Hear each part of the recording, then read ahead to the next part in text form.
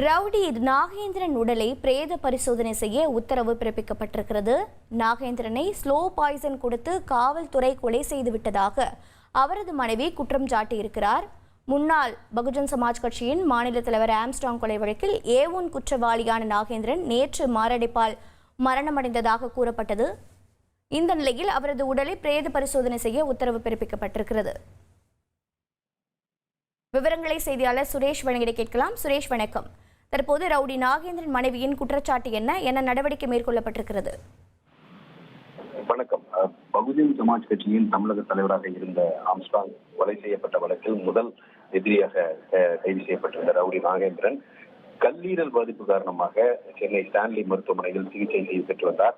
தொடர் சிகிச்சை அளிக்கப்பட்டு வந்த நிலையில் சிகிச்சை பலனின்றி நேற்று அவர் மரணமடைந்தார்.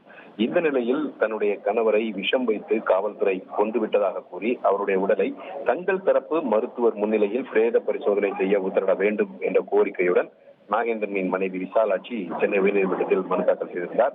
இந்த வழக்கை விசாரித்த நீதிபதி சதீஷ்குமார் நாகேந்திரனின் உடலை கீழ்ப்பாக்கம் மருத்துவக் கல்லூரியின் முன்னாள் டீனாக இருந்த மருத்துவர் செல்வகுமார் முன்னிலையில் பிரேத பரிசோதனை செய்ய வேண்டும் என்று நீதிபதி உத்தரவிட்டிருக்கிறார். அது மட்டுமல்லாமல் இந்த பிரேத பரிசோதனை முழுமையும் வீடியோ பதிவு செய்ய வேண்டும் என்றும் அதன் மாதிரிகளை பத்திரப்படுத்தி தடய அறிவியல் துறைக்கு அனுப்ப வேண்டும் என்றும் உத்தரவிட்டு இந்த மனுவை முடித்து வைத்திருக்கிறார்.